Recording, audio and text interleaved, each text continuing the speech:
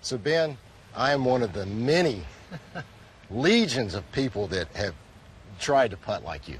I mean, I won in '94 in Memphis with an 88.02 that my father got me because when I was trying to putt like you when I was in college, and it stayed through my first couple of years on tour.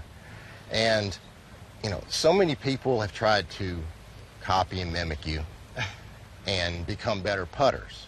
You know, what are the couple of things that they can use from what you do to help them putt better? I think at least any good putter I ever saw had really great speed. I mean, they knew instinctively how hard they were going to hit the putt. Yeah. But I know one thing, too, that I think good putters are great readers of greens. In other words, you know, you putt on different greens every week, different species. Yeah. You have to know how that ball reacts.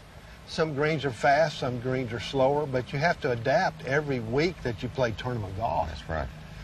I try to just keep it simple. I would just simply go out and hit longer putts at first and just watch the ball and see what it does, see what the characteristics were.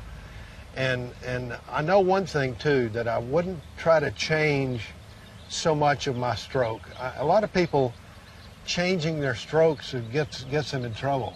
The only thing I tried to do imperceptibly was change the ball position in my stance. I'd either move it a little bit up or a little bit back. Okay, so when would you move it up and when would you move it back? Would the ball bounce in, or was the ball... Yeah, I felt like I wanted to see a ball leave and had a certain roll on it. And I felt like if I had played it way too far up in my stance, that's too far, and if I got way too close to the ball, that would inhibit my stroke.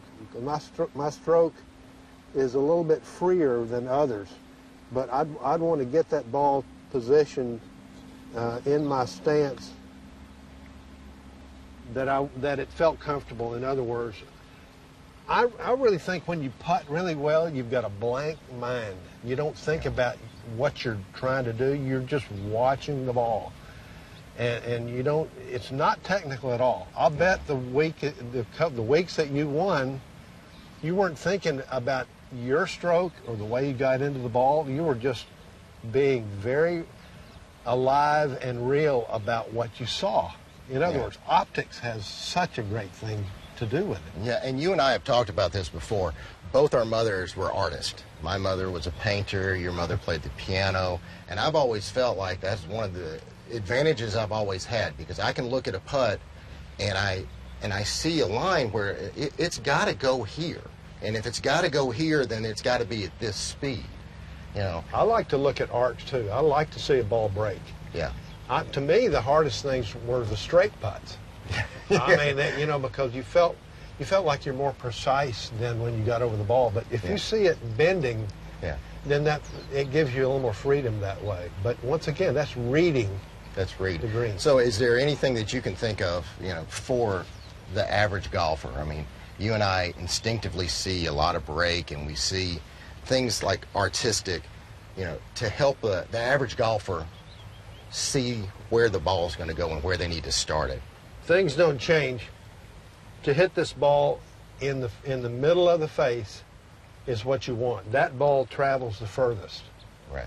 And this particular putter, the putter that you like, the 802, I never thought that I would hit the ball in the heel of the putt. I didn't want that. I wanted it in the center, or maybe just out on the toe. That's just the way this particular club swings. For sure. This swings like a golf club.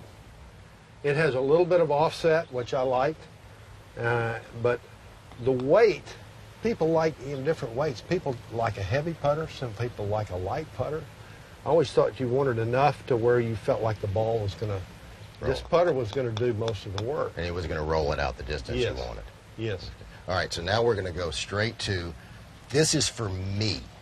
I'm going to hit a putt, and I want a little help, because I know what I believe I've been fighting. I've been, you know, I set up very similar to you with very long arms, and no tension. No tension. Really light grip. I always try to go like this and make sure that putter is just it's very nice important. and heavy.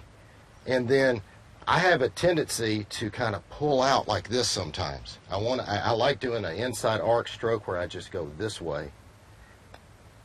And I love the way that ball rolls. But I see sometimes, you know, I'll be honest with you, sometimes I see that ball and I get right here and it goes this way. And that's not a good roll. That's not a good roll. So I'm asking specifically for me, because I've got a season to play here in 2025. I need some help, Ben. Well, I'll tell you this. We're all human. We're all human, and so many times you'll see a guy just raise up just a little bit. That is simply human. You want to see what the ball does, but you've got to learn to stay down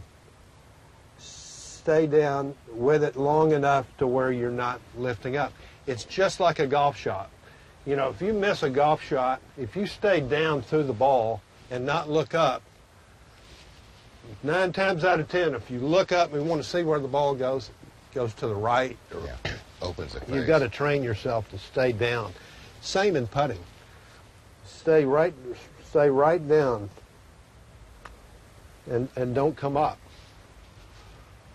Wow. Stay right down. It's human. We're all human. All right, let's see if I got Just it. stay right down there. There you go. Beautiful. I like that putt. We'll give luck a chance on that. Give luck a chance. Thank you for your help for my 2025 season, starting off the right way with a putting lesson from Ben Crenshaw.